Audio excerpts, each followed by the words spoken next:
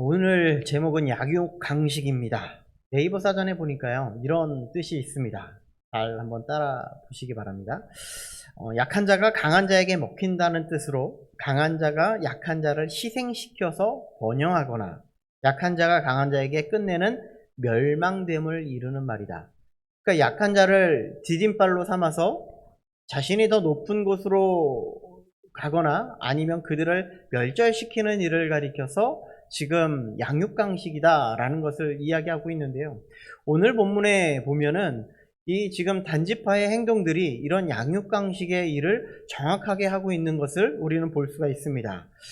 이 말은 오직 힘의 논리만이 지배하는 경우에 사용되는 표현이 바로 양육강식이라는 표현인데, 또 하나 오늘 사건에서 볼 수 있는 것 중에 하나가 무엇인가 하면 이런 양육강식이라는 그런 논리와 함께 또 하나가 볼 수 있는 것이 무엇인가 하면 미가의 집의 타락 사건, 17장에 보았던 미가 집안의 타락 사건, 그리고 18장에 나오고 있는 단지파의 타락 사건, 그리고 앞으로 우리가 이 성경에 나타나고 있는 그런 역사를 계속 훑어보면 다윗을 정점으로 해서 그 정점 이후에 나타나고 있는 이스라엘의 타락 사건이 지금 성경에 기록되어 있는 것을 우리는 충분히 볼 수 있습니다. 그 중심에는 무엇이 있었는가? 모두 다 우상이 중심이 되어 있다는 것을 우리는 볼 수가 있다는 것이죠. 그러니까 결국은 이 우상을 중심으로 해서 이루어진 그들의 모든 생활은, 모든 삶은, 그들의 모든 인생은 다 멸망으로 갈 수밖에 없는 그 인생임을 우리들은 볼 수 있다는 것이죠.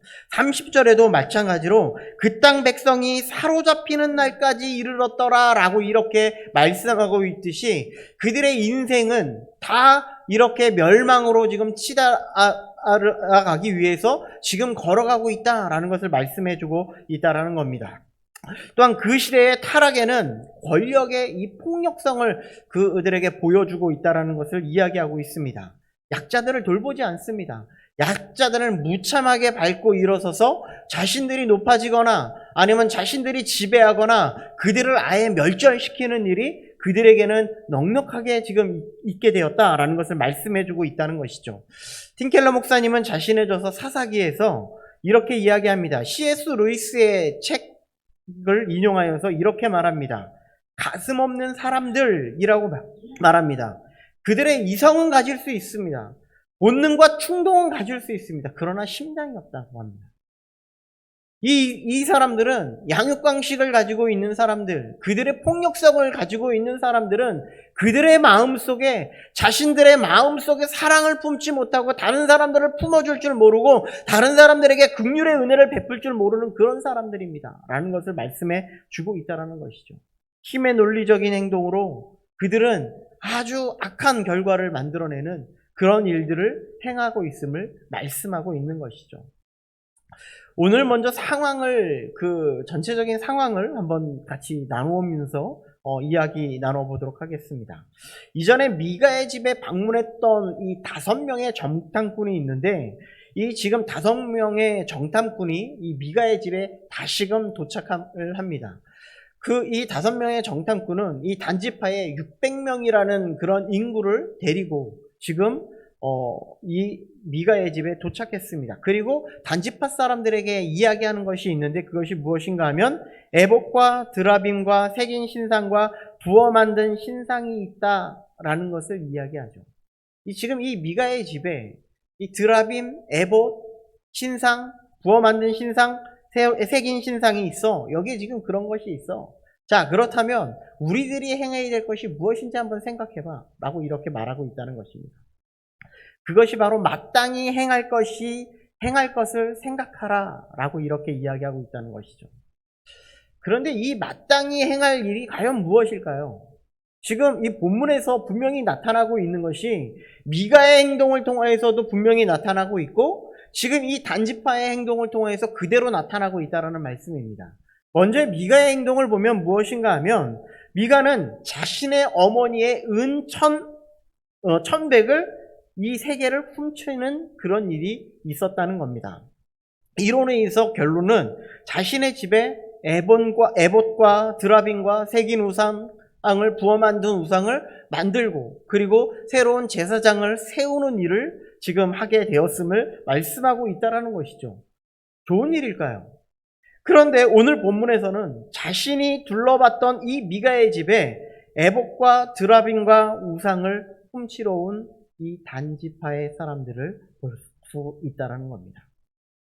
우리는 여기에서 힘의 논리를 잘 보여주는 행동이 있는데 그것이 무엇인가 하면 마땅히 행할 것이 무엇인가입니다.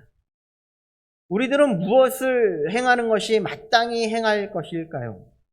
단지파의 행동을 계속해서 보면 단지파는요, 미가의 집에 도착해서 레위 청년에게 문안한다라고 이렇게 표현되어 있습니다. 일괄적으로 누구의 집에 찾아갔습니다. A라는 집에 찾아갔어요. 누구에게 문안을 할까요? A에게. 그렇죠? 맞지 않습니까? A에게 문안을 드려야 되죠. 그것이 합당합니다. 그런데 누구에게 문안을 드려요? 레위 청년에게. 미가에게 찾아갔으면 미가가 어디 있는지 묻고 그 사람에게 문안을 드려야 합당합니다. 그런데 지금 단지파는 그렇게 하고 있지 않아요. 이는 주인이 없는 가운데에 자신들이 원하는 것을, 자신들이 취할 것을 지금 찾고 있다라는 것을 말씀해주고 있다는 것이죠. 일단은 단지파 사람들이 에봇과 드라빔과 우상을 훔치러 온 목적은 단지파 사람들이 라이스를 정복하고자 이 땅 가운데 여기 지금 미가의 집에 도착했을 때 지금 이 제사장에게 묻습니다. 우리가 이 라이스를 공격해서 우리가 이길 수 있습니까? 라고 묻습니다.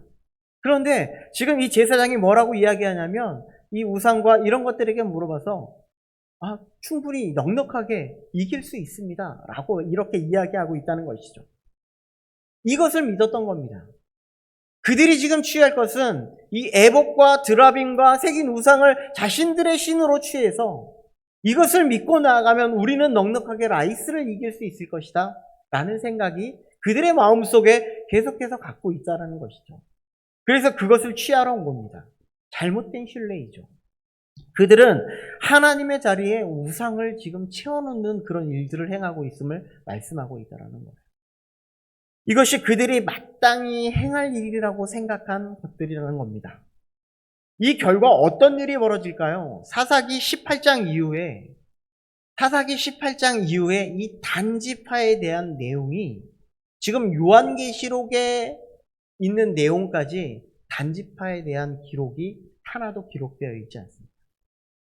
이 말씀은 무엇을 말씀하고 있냐면 그들이 미가의 우상을 빼앗았듯이 언젠가는 하나님께서 그 땅을 그들에게서 빼앗으실 뿐만 아니라 그들을 멸망시키겠다라는 것을 말씀해주고 있다는 거예요.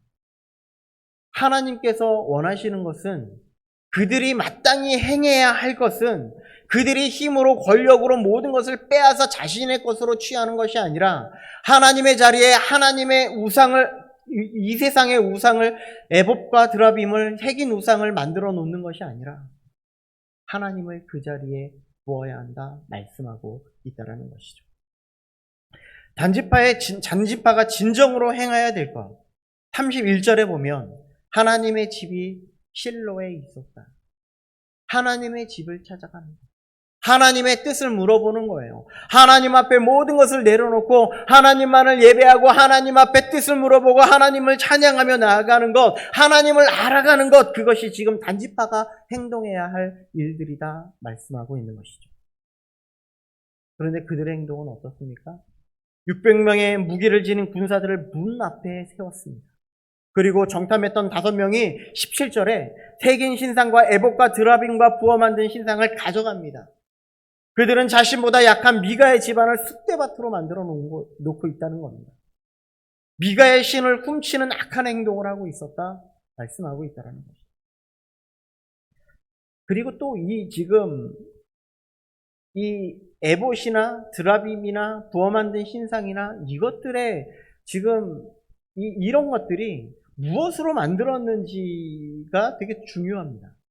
송병헌 교수님은 이것을 뭐라고 이야기하고 있냐면 이것이 다 금으로 만들었기 때문에 그들이 나중에 가져가서 이것을 갖다가 자신들의 재산으로 삼아도 되게 용이하게 사용되었을 것이다 라고 이렇게 말합니다.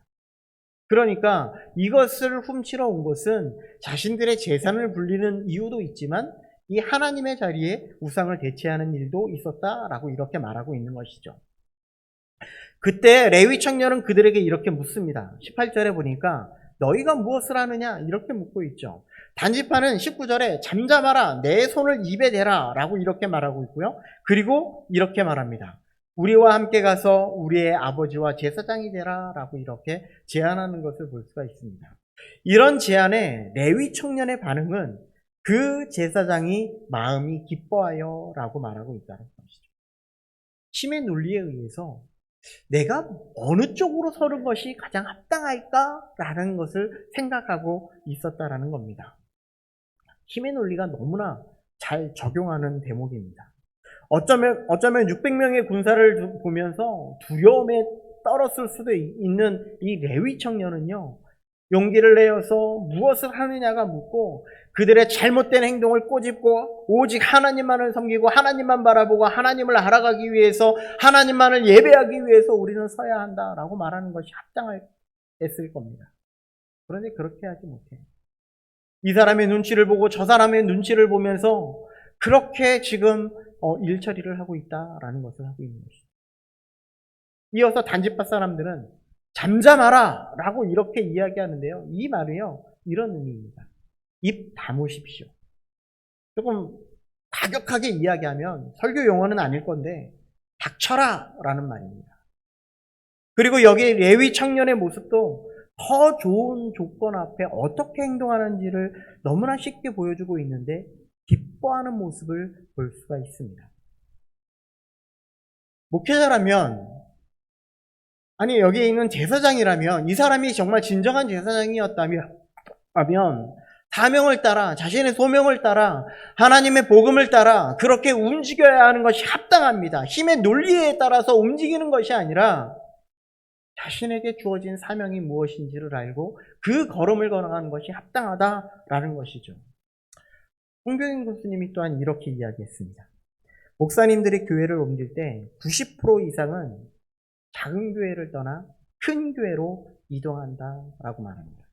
그리고 이것이 뭐라고 고백하냐고 하냐면 큰 교회로 이동해서 이야기하는 것이 모두 하나님이 인도하셨습니다. 모두 하나님의 뜻이었습니다 라고 고백한다는 거예요. 그러면서 이렇게 지적을 합니다. 그런데 작은 교회에서 큰 교회로 가는 것을 하나님의 인도하심이라고 이야기를 하면서 큰 교회에서 나는 작은 교회로 가겠습니다. 내가 모든 것을 버리고 나는 개척의 길을 가겠습니다. 이렇게 고백하는 사람은 아무도 없다는 거예요. 이렇게 하는 사람은 너무나 드물다는 거예요. 그런 사람은 10% 아니 그 이하밖에 되지 않는다는 것을 고백하고 있다는 거예요. 이것이 우리들의 모습이에요. 이것이 하나님이 인도하는 고백일까요? 사람의 생각 속에서 나오는 고백일까요? 그럼 비단 목회자들만 그럴까요? 우리의 모습들은 어떨까요? 우리가 교회에서 상처받고 힘들어서 가장 먼저 생각하는 것이 무엇인가 하면 나는 가장 편한 곳에서 예배하고 싶다. 마음 편하게 드릴 수 있는 곳으로 나는 떠나고 싶다라는 것이 우리의 생각이라는 것이죠. 그런데 이런 태도에 오늘 본문에 보면 히브리어로 와이타브 레브라고 되어 있는데요. 기뻐하다라는 이 의미 속에 어떤 기뻐함이 있냐면요. 전심으로 기뻐했다라는 의미가 담겨져 있다는 거예요. 그냥 기뻐한 것이 아니에요. 이것을 보니 나는 너무나 기뻐서 나는 그것으로 달려가고 있습니다. 이런 마음이 지금 레위 청년 마음에 있다는 거예요. 어떤 마음이냐면요. 내가 지금 너무나 더 평안해지고 더 안정적이고 더 기뻐하는 모습을 볼 수 있다. 내가 교회를 섬기면서도요. 내가 봉사 안 해도 그냥 흘러가는 거. 내가 그냥 예배만 드려도 좋은 것. 이런 것을 선택하며 나아가는 것. 내가 부담 없이 교회에 다닐 수 있는 것. 그것을 보니 나는 너무나 기뻤습니다. 라고 이렇게 고백하고 있다. 목회자를 볼까요? 내가 더 많은 사례비를 주는 것, 내가 쉽게 사역할 수 있는 것, 내가 마음대로 사역할 수 있는 것, 내가 교회에서 인정받을 수 있는 것, 이런 곳으로 나아간 것이 내 마음속에 너무나 기뻐했다라는 말을 표현하고 있는 겁니다. 사실 우리는 무엇으로 기뻐해야 할까요? 우리는 무엇으로 나아가야 할까요? 우리가 가장 먼저 기뻐해야 될 것은 예수 그리스도가 우리를 위해서 죽으셨다는 사실, 예수 그리스도가 십자가에서 죽으신 사건이 나를 위해서 죽으신 사건, 나의 죄를 대속하기 위한 그런 사건이며, 그리고 우리를 구원하기 위한 놀라우신 은혜의 사건임을 우리들이 먼저 기뻐해야 할 겁니다. 그리고 우리들은 이런 예수 그리스도의 복음을 우리들이 알았다는 겁니다. 우리에게 놀라운 은혜의 사건이 우리들의 마음속에 느껴졌다면 이 예수 그리스도를 전하는 삶이 우리에게 기쁨이 되어야 한다는 말씀입니다. 우리를 통해서 예수 그리스도의 증거됨이 기쁨이 되어야 되고, 우리를 통하여서 예수 그리스도가 드러남이 기쁨이 되어야 한다 말씀하고 있다는 것이죠. 그런데 그런 가운데에서도, 복음을 전함 가운데에서도 고난을 받고 핍박을 받고 어려움이 있을 수도 있는데, 그것조차도 우리에게 기쁨이다 고백할 수 있는 것이, 이것이 진정한 기쁨임을 말씀하고 있는 겁니다. 우리가 마땅히 행할 것, 그리스도의 전파, 그리스도의 드러남임을 우리들이 알고 이런 삶을 살아갈 수 있기를 간절히 소망합니다. 우리가 두 번째로 힘의 논리를 잘 보여주고 있는 것이 무엇인가 하면 24절에 보면 미가가 이르되 내가 만든 신들과 제사장을 빼앗아 갔으니 이제 내게 오히려 남은 것이 무엇이냐, 오히려 남은 것이 무엇이냐라고 고백하는 것이에요. 미가와 그의 이웃들이 단지파를 따라서 이렇게 싸우려고 이제 막 쫓아갔습니다. 왜냐하면 그들의 자신의 모든 것을 다 가져갔다라고 이렇게 표현하고 있기 때문에 그래요. 미가와 이웃들의 생각 속에 자신들에게 있는 것은 자신들이 만들어낸 신들과 제사장이라고 생각했기 때문에, 그것을 신뢰하고 의지하면서 살아가는 그런 사람들이기 때문에 그것이 자신의 전부라고 이렇게 생각하고 그들을 쫓아간 겁니다. 우리들을 보면 우리는 이 하나님보다는 이 세상의 물질과 이 세상의 직장과 권력과 모든 것들을 바라보면서 우리는 그것을 의지하고 이 모든 것을 다 잃어버리면 나는 아무것도 아니라고 생각하는 경우가 너무나 많다는 것이죠. 그리고 미가의 가정은 그것이 무엇이라고 생각하냐면 그것이 축복이다라고 이렇게 생각했습니다.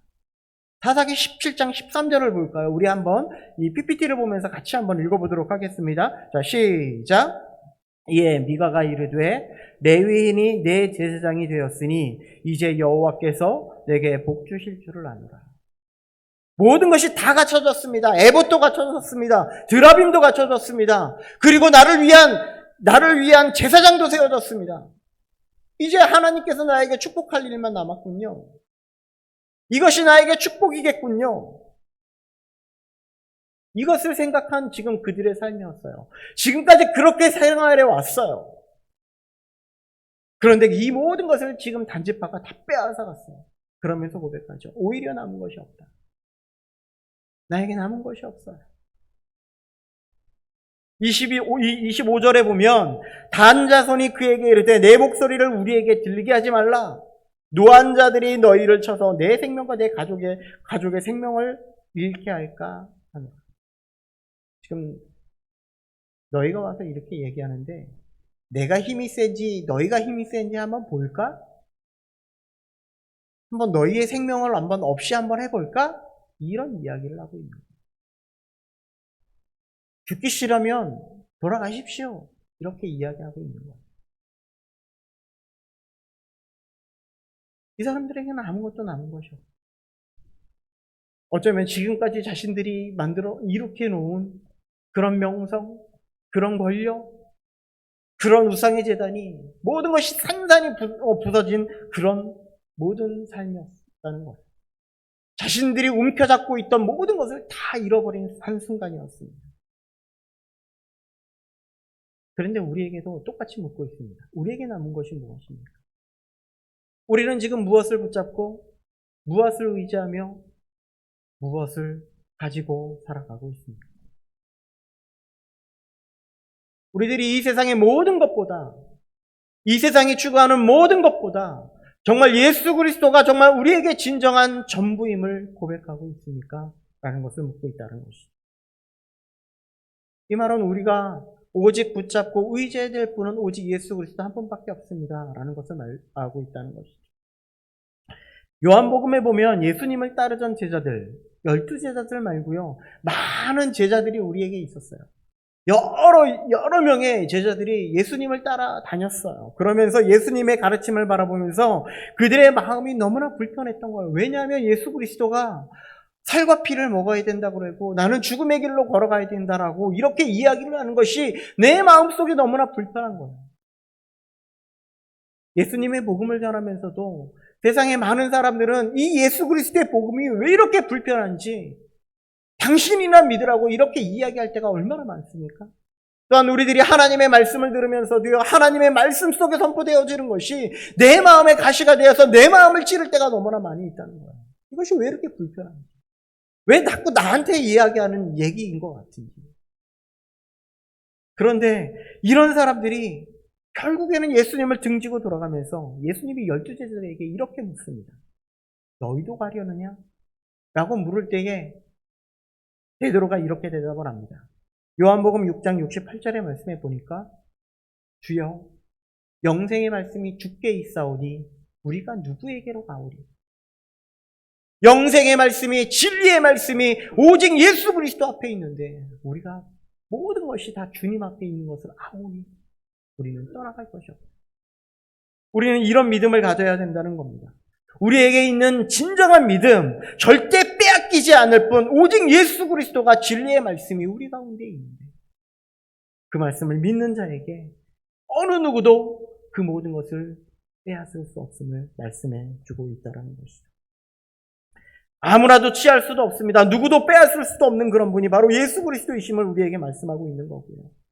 우리는 이 세상에서 아무것도 가진 것이 없지만, 의지할 것도 없지만, 그러나 우리에게 남은 것은 오직 예수 그리스도 한 분이십니다. 라고 고백할 수 있어야 함을 말씀해 주고 있다는 것입니다. 마지막으로요, 힘의 논리를 잘 보여주고 있는 것이 바로 31절에 있는데, 우리 31절을 우리 성경책을 보면서 한번 같이 읽어보도록 하겠습니다. 31절입니다. 시작. 하나님의 집이 실로에 있을 동안에 미가가 만든 바 새긴 신상이 단 자손에게 있었더라. 이 힘의 논리를 잘 보여주고 있는 것이 무엇인가 하면 그들이 신상을 만들었다라는 것이에요. 자, 무엇인가 하면 27절에 보면요. 한가하고 걱정 없이 사는 백성이라고 이렇게 표현되어 있습니다. 라이스 사람들을 가리켜 이 한가하고 걱정 없이 사는 백성이라고 말하고 이렇게 표현하고 있는데요. 그리고 그들을 치고 성읍을 불사르고 지금 이 단지파 사람들이 행동하는 모습들이에요. 그들을 치고 그들을 모든 성읍들을 불사르고 그들을 다 멸합니다. 그 28절에 보니까 그들을 구원할 자가 없다라고 말할 정도로 그들이 얼마나 난폭하게, 잔혹하게 그들을 지금 치고 있는지를 보여주고 있는 것이죠. 그런데 하나님이 우리에게 말씀하고 있는 것은 무엇일까요? 로마서 15장 1절에 해번역 성경으로 보면 이렇게 되어 있습니다. 우리 함께 말씀을 읽어보도록 하겠습니다. 자, 시작. 믿음이 강한 우리는 믿음이 약한 사람들의 약점을 돌아보아 주어야 합니다. 우리는 자기에게 좋을 대로만 해서는 안 됩니다. 믿음이 강한 사람은, 믿음이 있는 사람은 믿음이 약한 사람들의 약점을 돌아봐야 됩니다. 그리고 우리는 자기에게 좋을 대로 행동해서는 안 된다. 여기에서는요, 하나님의 마음이 이런 마음인데 지금 하나님의 마음과 이 단지파 사람들의 마음은요, 너무나 다른 마음이었어요. 어찌 보면 이 가나안을 정복하는 것이 하나님의 뜻입니다. 모든 그 땅에 있는 사람들을 내쫓고 그 사람들을 멸망시키는 것이 하나님의 뜻이에요. 그런데 그들에게 주어진 땅이 있었다는 거예요.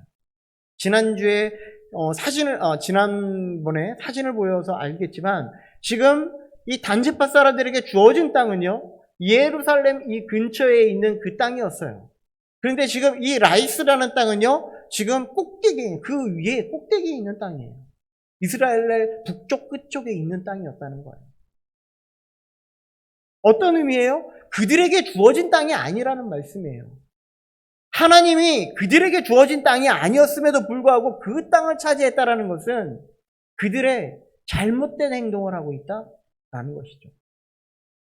이미 주어진 땅을 빼앗는 것은 그들의 폭력성을 다시금 보여주는 것, 부당함을 보여주는 일이다라는 것을 말씀해 주고 있다는 것이죠. 그리고 그 땅 가운데 무엇을 세웁니까? 새긴 우상을 다시 세우는 것을 볼 수가 있어요. 여기가 원래 라이스라는 이름인데요. 그들이 단이라고 붙입니다. 그리고 여로보암 시대에 갔을 때 베델과 단에 우상을 세우는 것을 볼 수가 있어요. 지금 이 사사 시대 때부터 지금 이 단 지역에서는요, 하나님의 우상이 끊이지 않고 계속해서 우상이 섬겨졌다라는 것을 말하고 있다는 거예요. 그런데 우리는 분명합니다. 하나님의 집이 실로에 있을 동안 우리는 예배해야 합니다.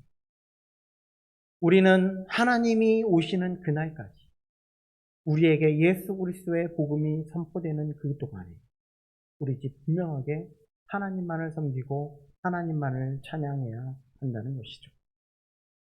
10계명 중에 2계명을 보면 출애굽기 20장 4절에 보면 이렇게 되어 있습니다. 너를 위하여 새긴 우상을 만들지 말고 그것들에게 절하지 말며 그것을 섬기지 말라. 여기서 강조점은요, 너를 위하여 만들지 말라, 이거입니다.